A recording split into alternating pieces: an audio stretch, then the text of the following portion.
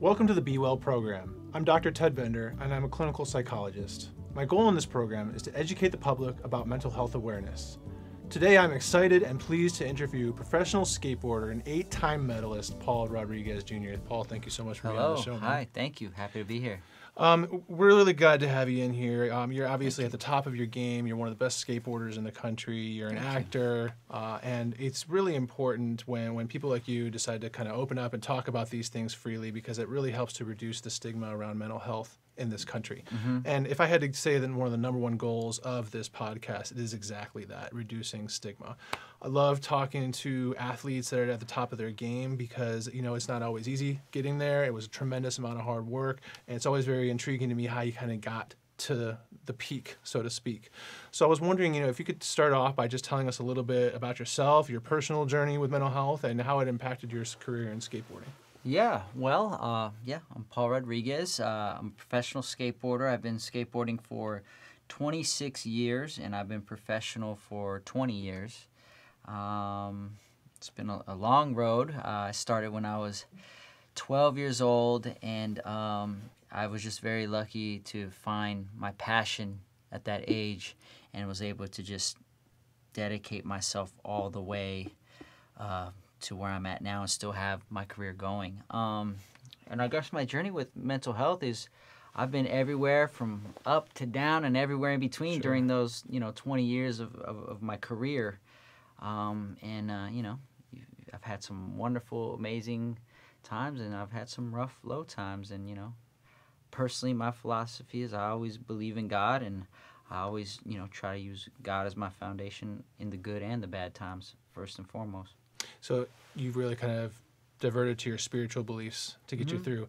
I think about people with you and other athletes and that I've interviewed. I always find it very fascinating because you don't get to the peak without a lot of struggle along the way, but you also have something that just other people don't. I don't know if it's internal drive or dedication or that discipline to get out and practice, 8 hours a day or however you did it. How did you balance all that while also kind of keeping a positive self-attitude and not allowing yourself to become depressed or anxious along the way? What are your go-tos, and how did you do all that? I say a lot of it, especially in the early part when I was still just a young kid with a dream. A lot of it was just being naive. Yeah. A lot of it was just, being a kid and having fun and just thinking everything was great. I'm just going skating with my friends, and this is really cool, and wouldn't that be awesome to become a professional, and I didn't have other life experience that kind of like fought against what I was believing was possible, and I was very grateful. My father, he's a successful comedian and actor, so I was lucky that I was close to somebody that was living their dream. So by the time I was born, he was already well in the momentum of his career. So I always had a kind of a front row seat of someone living their dream and chasing their goals and whatnot and doing it and succeeding at it. So I think subconsciously at a very early age, that was a big advantage for me because I just thought that's what you were supposed to do. I thought you just have a dream and you go for it. That's what you do. So early on, that was where my mindset was, and that's what kept me positive. It wasn't a struggle to be positive. It was just like, oh, this is cool. I found something I like. This is fun. Let me go out with my friends, and it's great. That stuff didn't come to the more challenges with mental things and anxiety and whatnot didn't come till after I was more of an adult and into my career. So that makes me think of a few things. So it's interesting because like when you talk about raising kids kind of learn by what they see, not what you tell them to do as parents. Right. Your father, also very successful, had that same internal drive that you had for a different career, and you learned by watching his internal drive reach the peak and be very successful, and that discipline was ingrained in you early. Yeah. Interesting. I would say so. At what point, this is more my own curiosity, Sure. You're out there skating with your friends and messing around and having fun. At what point did you start to realize that I'm better than these other guys? Like when did that switch flip where you know that you might be able to do this professionally? It's funny because I didn't realize that I was starting to get better until a while. Like when I first started, a couple of friends I started with were a lot better than me. Yeah. They got better quicker. Yeah. But for me, again, going back to being naive, I just my vision and my dream and my desire to get better was just so strong that I didn't think about it as like, oh, I'm better or worse. It was just I was having so much fun. I just had so much fun spending my time there. And then also my mentality whenever I started any hobby, from all the way back to like when I was doing little league t-ball as a kid, you know, as soon as I started playing baseball as a kid, I wanted to be in the major leagues. When I first got old enough where we didn't have t-ball and we were being a pitcher, I wanted to be the pitcher because my favorite was Nolan Ryan. I wanted to be just like him, and I was going to be one of the best pitchers ever in my mind, you know. When I was doing karate class, my heroes in karate in martial arts were Jean-Claude Van Damme and Bruce Lee. I'd watch their movies every day, and I would ask my mom to take me to martial arts class, and I would envision that one day I was going to be one of them on the big screen, doing these cool action movies. And then, so every time I got a new hobby, every time something came across me, and I was like, oh, I want to do that now. Like I started playing guitar, and Jimi Hendrix was my favorite, and Nirvana was my favorite band. Oh, I'm going to play guitar. I want to be like the best, like Jimi Hendrix. I'm going to have an amazing band like Nirvana. And that's just the way my mind was wired. And I think that mentality was because of seeing my dad, you know, chase his dream and being successful at it from the beginning. So naturally, when I started skateboarding, and that was the hobby that came across my path, that was the same mentality. Who's the best? Oh, Eric Costin, Tom Penny, Andrew Rams. Oh, those guys are the best. Those are my heroes. Those are my favorite. Okay, I want to be just like them. And one day I'm going to be skating with them in the X Games and having video parts. So I always dreamed when I started a hobby, I never looked at it as a hobby. I looked at it as a calling, as a mission. So I think that's what really got me to keep going and not really get discouraged. I had a great imagination, and I always loved dreaming about these things. So I didn't actually realize that I was like improving and getting better for a while, because I always skated with guys who were older than me too. And a lot of times the older guys were skating longer, and they were much better because they were bigger, more developed physically, and they were stronger. So like I just always thought it was cool to hang out with guys who are better than me, and I can always like be chasing them to get better. So it took a little while until I realized, I guess at the time it seemed like a while, but maybe it was only a couple years. So people really started taking notice that I was improving fast. As a psychological researcher, I spent many years doing research, and one of the pieces of, one of the topics of research I always found fascinating was mastery, right? Where I went to school at Florida State University, there was a professor there that was his whole field was the topic of mastery, and they came up with a number in order to attain 10,000 hours. 10,000 hours. You've heard exactly what I'm talking about. I read the Robert Greene book. Yeah, me too. Exactly. So it's you know, I think what you were saying is about, like with baseball and basketball, like, you know, I remember saying the same thing when I was a kid. The difference though is where I get really interested, because every kid wants to be a Major League Baseball player, or, you know, like an NFL player, or, you know, a professional skater. So few make it, and that difference, and is why I was asking, that difference in mental capacity, I think, is really where it's at. You had, you know, people that were better than you and that you were spending time with. You had your dad's influence, but there's something there that just kind of pushes you to the next level, and I've always been really fascinated about that aspect of it. I think it's just finding what you love. You know, for me, I'm very passion driven. If I don't love what I'm doing, I'm not going to do it. Yeah. Like I was terrible in school, not because I didn't think I wasn't intelligent or couldn't learn or had any type of learning disability. It's just I had no interest. I didn't care. I knew what I wanted to do, and I thought anything else I was doing was wasting my time because I'm supposed to be doing this. You know, I just had this intensity and this passion and excitement. So it never felt like I was sacrificing. It never felt like I was like being disciplined and doing something that I wanted to do in order to do this. Like, this is what I wanted to do. I didn't want anything else. So that's actually been a gift and a curse. As I've gotten older, I realized how it can be a curse as well. Yeah, for me, it was just, I just lucky and grateful to God that I just found something that I felt like I couldn't live without. Maybe it was you were able to push away all the distractions through that mentality. But I didn't even have to. Yeah. That's the thing, is like, it wasn't that I was pushing anything away. It was that skateboarding was pushing itself so much into my focus that nothing else was even, I didn't even care. So I was very lucky with that. Switch gears a little. Yep. How do you feel the skateboarding community as a whole addresses mental health? What is the skateboarding community's attitude towards mental health? And have you seen that change over the years? That's a good question. I'm not sure. Obviously, everyone being human, we all have various, we all fluctuate in different states of mental health of where we're at.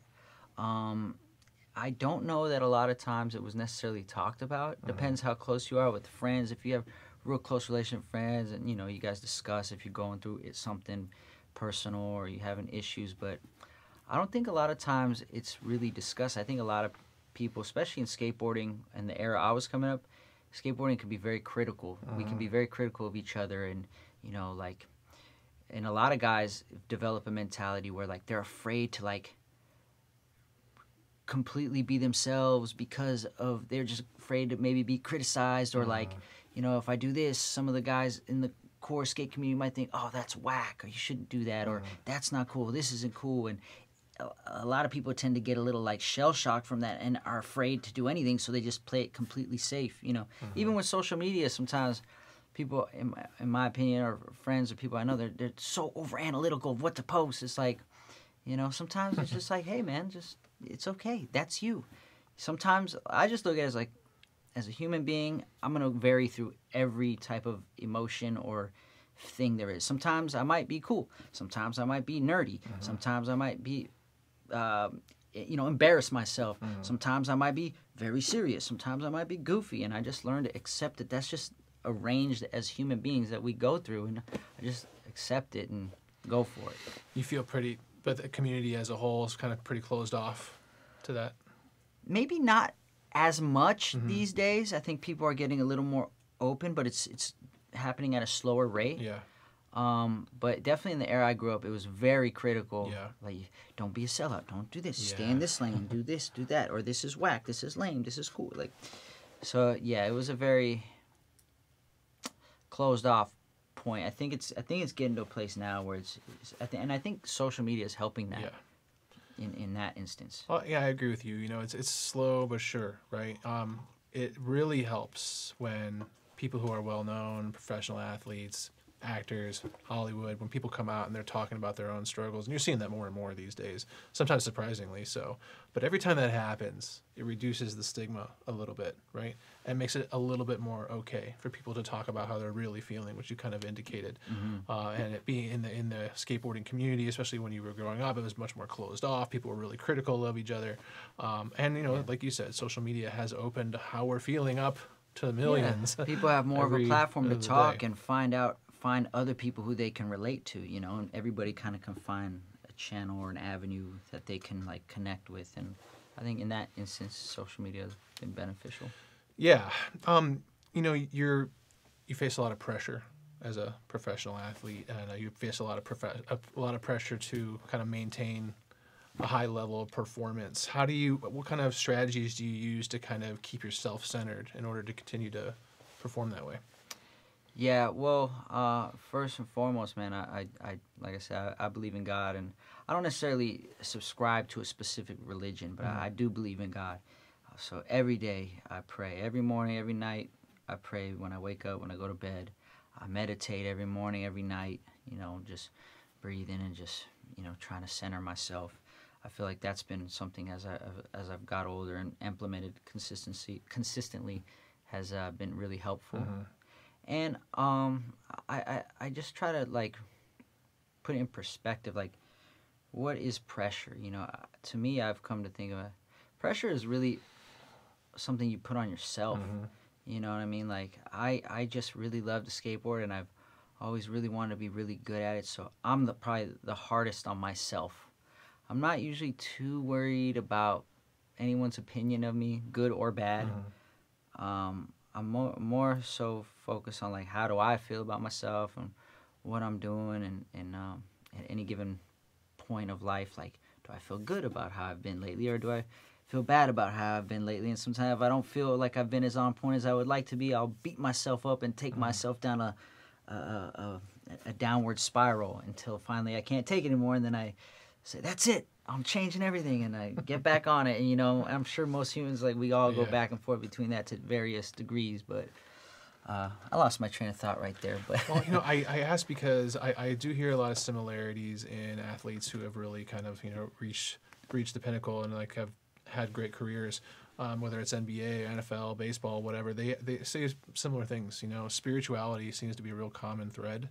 Mindfulness-based meditation, you said you kind of used in your daily life, and then really being, you know, at least as immune as you can to the criticism, because you're probably your own worst critic, I would imagine. Right? 100%. Yeah. I want me to do better than anyone else wants me to do, or I want to do better than anyone else wants me to do bad. You know what I mean? Like, yeah. Well, therein may lie another one of the secrets of the, you know, the very small percentage of people that actually make it. You know, you're your own worst self-critic. You're also your own greatest motivator. Yeah. Yeah. You're your own best fan too, if you want. Yeah, yeah. As a professional skater, I imagine you've had your fair share of injuries. Yes, I certainly have. My biggest injury, or most serious injury, was I blew out my right knee almost 5 years ago now. Tore my ACL, both meniscus, MCL, and like had bone contusions all in one go. So I did a nice little number on my knee, and that was the first time I ever needed a surgery for anything. So that was definitely threw me for a loop mentally, and that was like almost a full 2 years of recovery till I was like fully 100% confident being back. So that was a little journey. Skaters get injured a lot. Right, and I'm sure you've seen your fair share of people getting hooked on opioids. Or how did you stay away from that? Because I'm sure with that injury, you probably had a pretty easy script.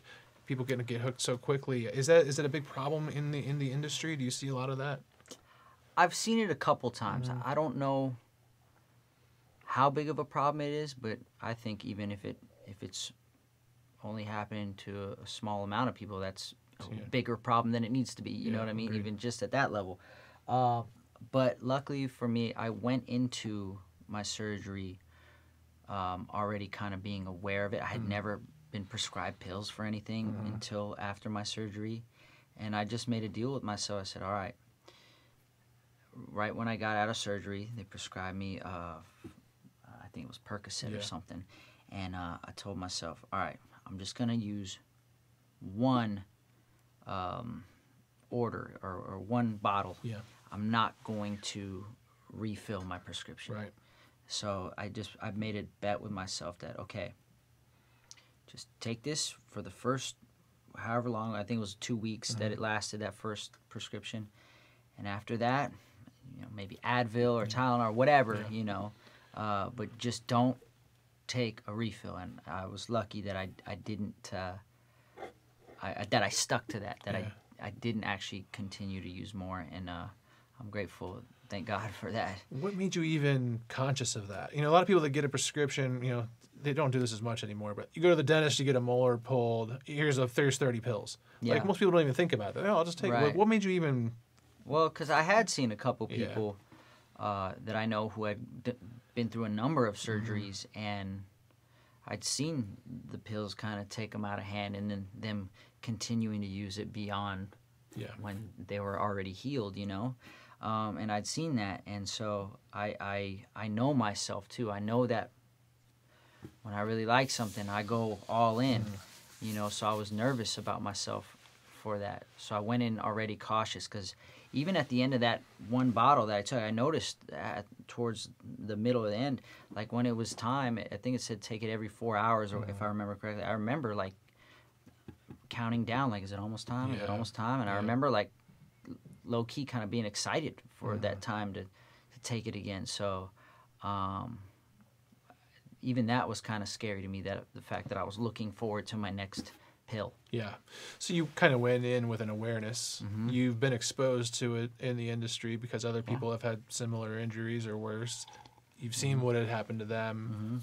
You know yourself, because you're kind of an all-in kind of guy, and you had the wherewithal to make sure that it didn't become a problem. Yeah, I've seen it. Yeah. I've seen, you know, it was scary for a few people I've seen, and I didn't want that to be me.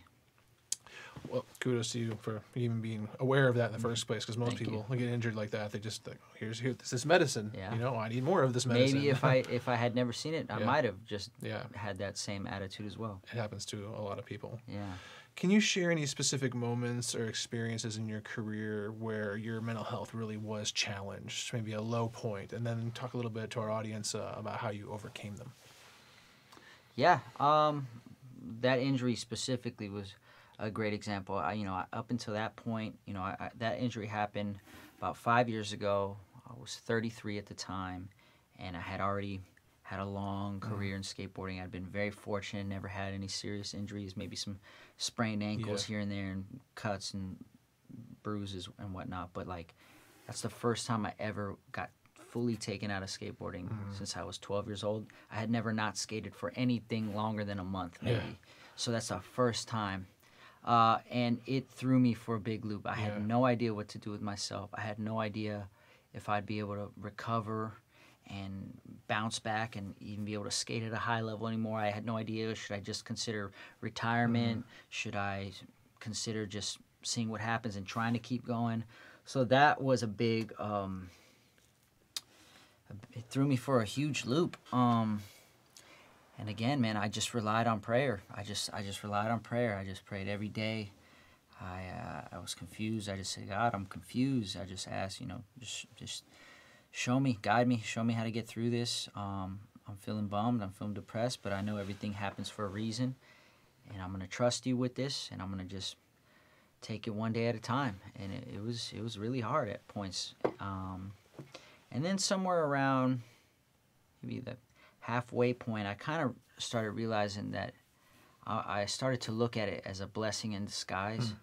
I was able to look back and be grateful for a lot of things that maybe I was not realizing that I wasn't being as grateful as I should be for. I was maybe being a little bit complacent, a little bit on autopilot, and just kind of going through the motions. Wasn't necessarily really pushing and challenging myself to continue to get better anymore. And at one point I remember it just kind of switched, and I decided to look at the recovery of this as that next challenge, as that thing. Because, at that point I'm grateful it didn't happen when I was maybe 10 years younger, because I would have been right in the heat of my prime, right on my come up, and who knows if I would have had the maturity at that age to see it in a positive way. So I decided to look at this as okay, I had felt good, I accomplished everything and more that I wanted to, that I dreamt about as a kid, but I never dreamt about this. But I was like, all right, this is the one thing I've never conquered.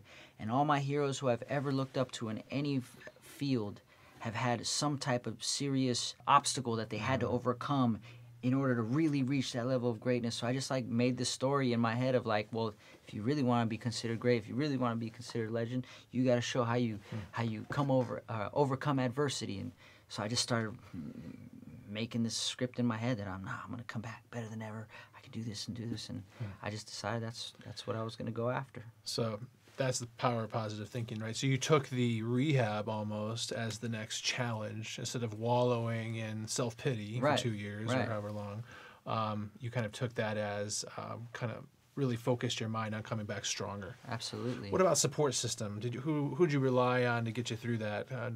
Who did you rely on emotionally and mentally to get you through those times? At those early times, at the time when I got injured, I had a long-time girlfriend. She was very helpful in those early stages, especially when I was after the surgery, when I really couldn't move very much. She was, there, helping take care of me and supported me in those early times. And my trainer and my physical therapist were big. Yeah. I had a couple close friends who I had conversations with who gave me some good advice. My friend Chris, my friend Brian, I remember one time Chris giving me some real healthy advice and told me, that sometimes that pain that you feel, that internal pain, that sadness, whatever it is, try leaning into it. Try just letting it be there. Try not avoiding it. Try not ignoring it. Lean into it. Let it be, because that's the only way that's going to be able to process and dissipate. And I remember at the time not really understanding what he meant and not wanting to be accepting of that, but I gave it a go, and I just kind of let the pain just sit with me and just accept it and not judge it, not label it, not say this sucks or this is good, this is bad. Just this just is a feeling that's there, and I just have to let it pass, just like anything else. And you know, between friends like that and people in my life like that, and staying, you know, in faith, that's really what helped me pull through. I like that. Lean into it. You know, oftentimes when we're feeling nervous or anxious or sad or depressed or whatever the case may be, most people's first instinct is to try to numb it, right? Or figure out a way around it. Anxiety is a great example. People will go to great lengths to relieve their anxiety, right? Whether it's through alcohol or drugs, or it's through, you know, exercise or spirituality or however you mention it, but really kind of leaning into the emotion, not judging it, like you said, and just kind of accepting it. And then again, your mindset, again, I think is what kind of comes back to that difference between every little kid who wants to be an MLB player to, you know, people that actually make it in that sport or in their whatever their profession is. One other thing I want to talk to you about, and I know that this is a big part of your life, is that there's a recent study that came out that showed pretty clearly that physical fitness and exercise can be as effective in treating depression as antidepressant medications. This is something I've been saying my whole career. Like, I didn't know for sure, but now the data is really starting to show and support it. I've been saying to anyone who would listen that if I had a patient come into treatment, the first 3 things I would fix would be regular sleep, regular diet, and regular exercise. Sounds like now the science is starting to catch up and to show very clearly that exercise can be as effective for treating depression. I know that's got to be a big part of your life. Can you tell us a little bit about your routine, what you do to stay healthy, and any recommendations you have for our audience? Yeah. And first of all, like, without trying to sound too crass or whatnot, like, doesn't that seem obvious? Like, doesn't that, it seems so obvious to me. Like, do nice things to your body, laugh, exercise, eat good. Like, doesn't that just seem obvious that would put you in a better position to be in a better mental state? You know, I've always said, personally for me, you know, my therapy is in the iron in the gym, right? And it has been since I was 18 years old, right? And that's how I've always dealt with my own issues and kept going on, working in this field especially, because it can be very draining. So yeah, to me it seemed pretty obvious, you know. Like, but now the science and the data are starting to come out and actually show it. So it shows where we are as a society. The fact that we even needed the data. That to be studied when, like, you can be your own experiment in that sense, you know, without trying to be too crass about it. I thought it was obvious. But my routine, you know, I have a personal trainer. I work with my personal trainer. I've been working with him for 10 plus years. I'm with him 2 times a week. He knows my body. He knows what my goals are, and he puts me through a really tough workout for what I would consider tough for my level. And then most other days I skate every day, you know. And that's pretty much been my routine for years and years and years. You know, I'm not exactly militant about how I eat or anything, but I definitely, like, usually most mornings I make a smoothie at home with some good greens in there and my protein shake and good fruits and stuff like that. I take a multivitamin. You know, I'm not too, like, over the top militant with it, but I definitely make sure I start the day with that type of stuff.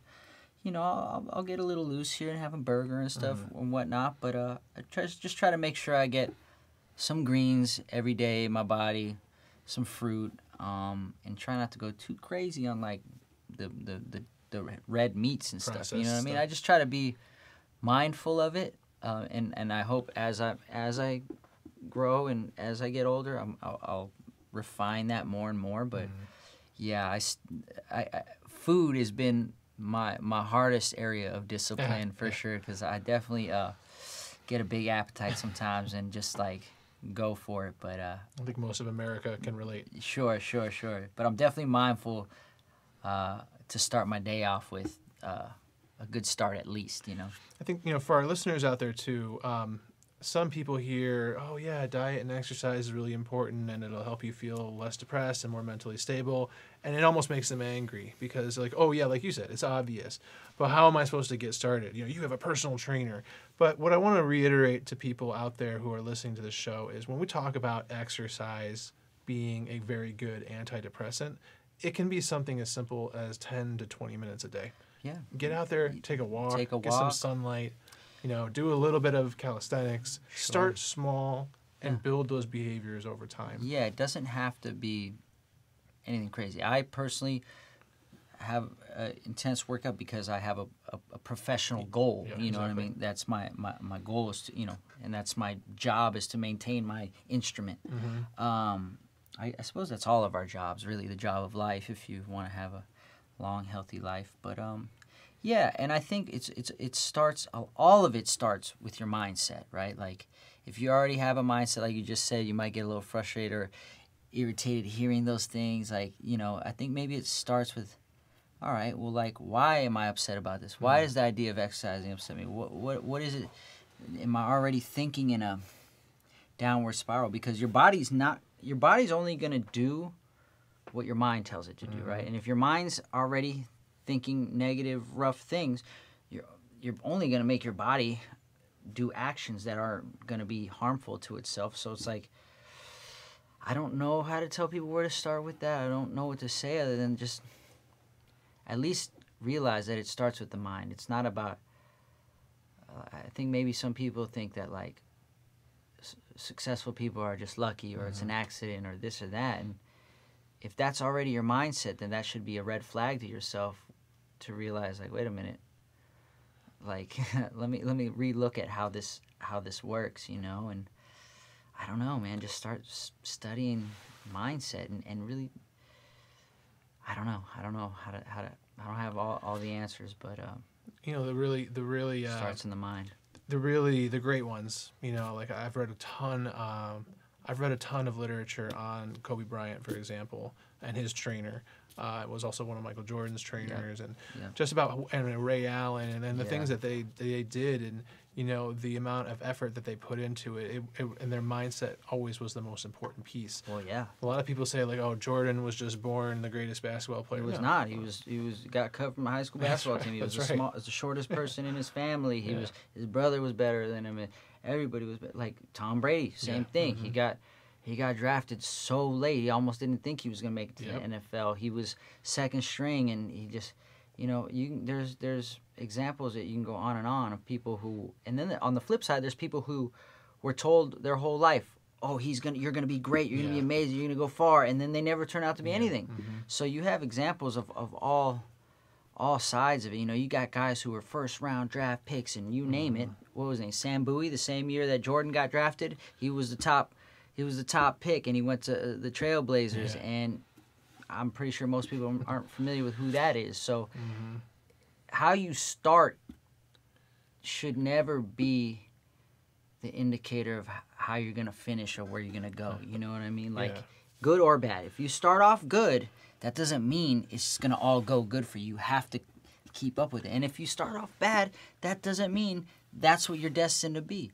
That just means like, okay, maybe I do in this category have some more work to do than some others or not. But in the long run, over time, your mentality and your consistent actions will show over time. It'll all shake out where you're supposed to be based off your mindset and your actions. Consistency over time. I like that. Switching gears a little bit, you know, I wanted to see what your experience has been, and maybe within the skating community or what you've seen out there living in California. The fentanyl crisis has reached epidemic levels, where we lost 100,000 people to overdose death last year, and we're likely going to break that record again. Scary. Yeah, it's terrifying. It's been really the kind of the main focal point of my career as an addiction psychologist. And we battle it every single day. It's getting cut into cocaine. It's getting laced into marijuana. It's like into drugs you wouldn't normally think it would be anywhere near, and that's why we're seeing so many accidental overdoses. I wonder what your experience with that has been, either in the skating world or with people that you know, or just living in California. How have you experienced that? Well, I'm very grateful. So far, I have not come across that, and I pray to God I don't ever have to come across anyone I know or just anything of that nature. It's sad. I have peripherally been aware of it. I've been seeing all the billboards popping up about it. It scares me. Like, I'm not sure what even fentanyl was created for. It's usually used as like an anesthetic during surgery or for like terminal cancer patients who are in tremendous amount of pain. It was never made to be used recreationally on the street. Well, a lot of these drugs that are now, like the pills we were talking about earlier, none of it was intended that way, but I don't know, man. It's scary. How do you stop it? What do you do? I have no idea. I think, you can try and get to kids while they're young and help them develop their mindset, their mentality, and guide them in the right way as best you can. As far as for people who are already older and are already in it and having struggles, I'm not sure what to say. I feel for you. I pray for you. Hope you, can have a good support system and work through it, because there's no way that can be easy. Like, once you're in the throes of addiction, it's so difficult to get out of, and I can only imagine the more addictive and the more intense these drugs are, how you probably feel like you're stuck or you feel like you're hopeless, and it's You mentioned something, though, that I try to remind people of a lot: prevention, right? You mentioned kind of getting at them when they're younger and preventing. I would imagine you probably have a legion of young fans who look up to you and say the same thing. I want to be a professional skateboarder.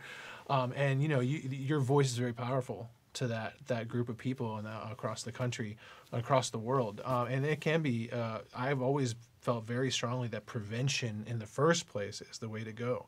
So, you heard it first here, kids. If you're a Paul Rodriguez fan and you're into skating and you want to be a professional skateboarder, there's no room for any of this nonsense and garbage in your life. No, right? it's and the kids, I'm a father. I have a teenage daughter, and so I'm terrified, of I'm with you there. These type of things, and the things that they come across and the pressures they feel and the peer pressure that's out there.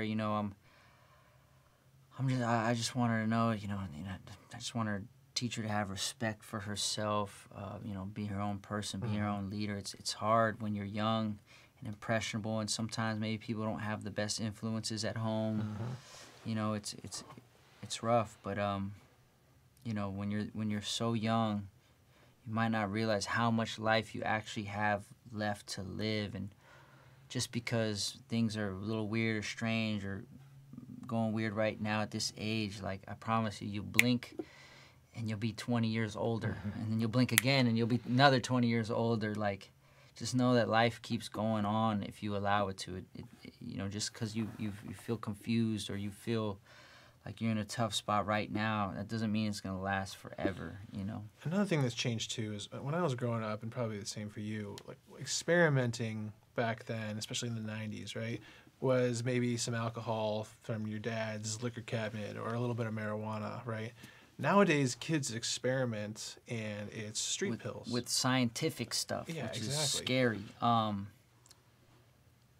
don't know, man. It's tough. I was very fortunate that I had something that I loved very young, and I never found myself really around anybody who was doing any serious drugs. Of course, in the skate world, I've been around plenty of people who smoke some weed and have some drinks, but like, it's been, even as an adult and going to parties, and I've very rarely seen anything harder than those type of things. And I think I've just been blessed in that way to just kind of try and surround myself with like-minded people who have a bigger vision for themselves, who have goals, who have dreams. I would say that's a big thing too, to avoid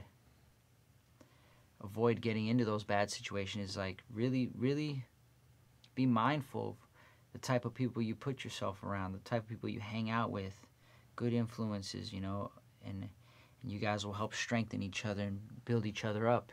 Equally, if you're around the wrong people, you guys will break each other down and pull each other down, and That's some pretty good advice. really be mindful of the people that you put around yourself. And like you said, you've done it by really focusing on people that have similar goals and aspirations and not surrounding yourself with negative influence. As best I possibly can, you know? Yeah. Just a few more questions. Sure. Kind of being an ambassador of the skating world, what would you like to see change in the future when it comes to mental health support and awareness in the skateboarding community? I'm not really sure. I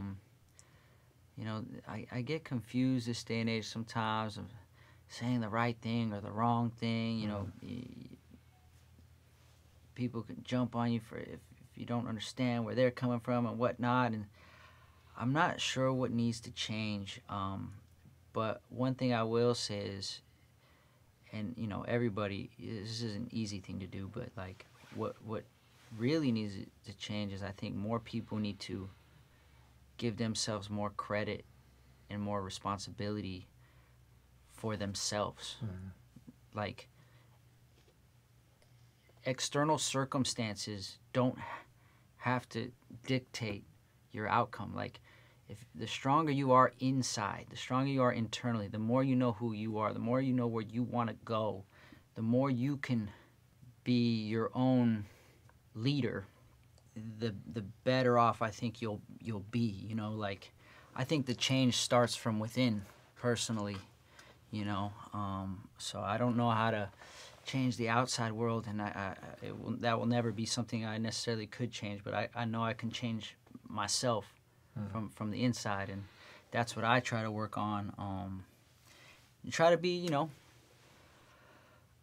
less judgmental of others. We're all humans. We're all stuck in these bodies. We're all living on this ball of dirt. We're all going to go through the same ups and downs. We're going to all have our heart broken at some time. We're going to all have the best day of our life at some point. We're all going to cry. We're all going to lose somebody. We're all going to get sick or this. We're all, so like, the more we can like maybe be a little more compassionate towards one another, that'll be super helpful. But I think for me personally, I go within and I pray. I just go inside myself. I talk to God, and I just have a conversation with God, and I just ask for that guidance, because I think it really starts from within. You have to be the change you want to see in the world. Yes. We talked a lot about mental health and and depression and things that can happen and how to overcome them. You've given a lot of really, really great advice on how you have managed to stave that off and stay focused on your career. And continue to better yourself even during times of great turmoil, being benched for multiple years with a severe knee injury. For fun, what's your greatest moment? When you think back on your career, what's your top one or two favorite moments? Ooh, I've been thankful. Thank God, man. I've been fortunate in my world. I've been able to accomplish everything I dreamed of. I guess, to get my first signature shoe on Nike SB was a huge moment for me.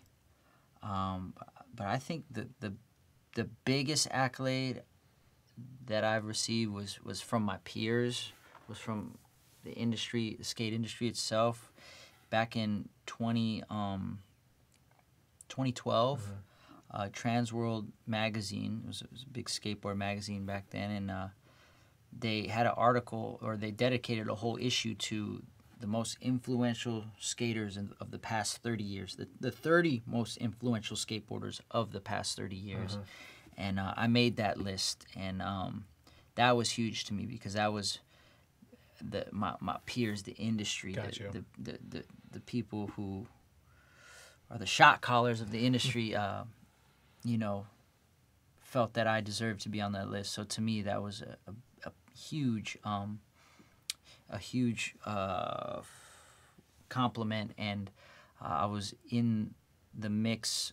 The other 29 guys most of them were heroes I watched and looked up to and wanted to be like one day. So the fact that I was able to make it in that was probably something. It's invaluable. That's something I could never top, I feel like, and no one could ever take that from me. So that one's the most special. That's incredible. Congratulations on that. Thank you, brother. Lastly, any specific books, podcasts, mental health resources that have really helped you through your career that you'd recommend to others in the skateboarding community, or up-and-comers, or just anyone in general? Anything? Yeah, absolutely. A book that or two books that I've read multiple times and will do over the course of my life. I just always keep going back to these books. One is The Power of Now by Eckhart Tolle. That book. One's a very cool book. Very helped me so much, especially as I get older. I understand. Even every time I listen to it on audio because I like his voice. But every time I re-listen to it, I see a new aspect of it and kind of absorb something new.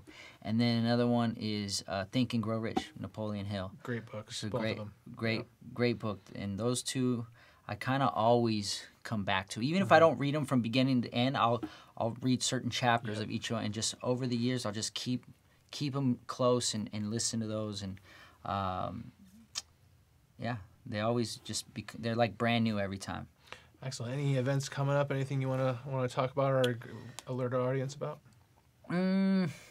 Well, it's almost summertime, so Street League is coming back. Great. Our first contest is in Chicago, April 29th, so that'll be exciting. And other than that, I'm just working on street skating, trying to film another video part this year. Hopefully, I'll put one out by the end of this year, and maybe do an interview in like Thrasher or something, hopefully, for that. That's really what it is, just keeping it simple and focusing on fewer things to hopefully do them better. Great. Thank you so much for being a guest on the BeWell Network Podcast. It was great having you here Thank today. you. Your presence is helping people see that it's okay to speak about mental health, and that is really the mission of this podcast. To our audience, if you or a loved one is struggling, contact the BeWell Network. There is help for today's life obstacles. Until next time, I'm Dr. Ted Bender. Be well.